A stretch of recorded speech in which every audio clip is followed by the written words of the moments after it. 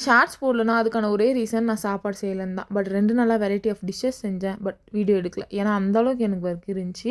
காலையில 10:30 மணி வரையும் தூங்கிட்டு எழுந்தா கூட 1 மணி நேரத்தில வேலை முடிச்சுருவேன். பட் இன்னைக்கு காலையில 6 மணிலேருந்து எழுந்து வேலை செஞ்சுன்னுக்கிறேன். பட் வேலை முடிஞ்ச மாதிரி இல்ல.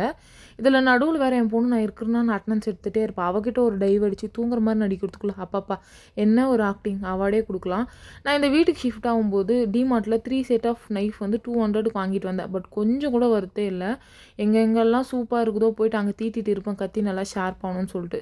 சரி அது ஒண்ணு காணாம போயிடுச்சு, உடைஞ்சு போயிடுச்சு. ஸோ ஃப்ளிப்கார்ட்ல வந்து ₹243க்கு இந்த 3 செட் ஆஃப் நைஃப் வாங்கிட்டு இருந்தேன். இது மேல ரொம்ப நாளா எனக்கு கண்ணு இருந்துச்சு. ஸோ எப்படியோ வாங்கிட்டேன். இதோட குவாலிட்டி என்னன்னு பார்த்தீங்கன்னா, நான் இந்த காய் மேல அந்த கத்திய சும்மா வைக்கிறேன். பார்த்தா அதுவே கட் பண்ணிக்குது. எனக்கு சமையல் செய்றதுல ஒரு பிடிக்காத பார்ட் என்னன்னு பார்த்தீங்கன்னா, இந்த கட்டிங் ஃபிட்டிங் தான். இதுக்கப்புறம் யார் என்ன வேணா குடுத்தா அறுத்துட்டே இருக்கலாம், கட் பண்ணிட்டே இருக்கலாம்னு தோணுது. பக்கத்து வீட்டு ஆன்டி கிட்ட போய் நீங்க என்ன சாப்பாடு செய்றீங்க? எதனா காய் இருந்தா குடுங்க நான் கட் பண்ணலாம். அப்படின்ற அளவுக்கு ஒரு குஷி ஆயிட்டு இருக்கு எனக்கு.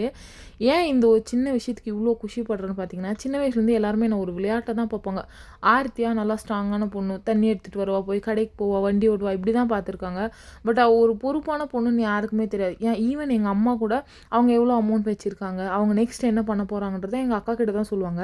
இப்போ என் ஹஸ்பண்ட் எந்த ஒரு விஷயமா இருந்தாலும் என்கிட்ட ஷேர் பண்றதே இல்ல. நான் போய் ஏதாவது சொன்னா கூட உனக்கெல்லாம் தெரியாது நீ அமைதியா இருன்றாங்க. ஸோ நான் முடிவு பண்ணி ஒரு பொருள் வாங்கி அது சக்சஸ் ஆனது எனக்கு ரொம்ப சந்தோஷம்.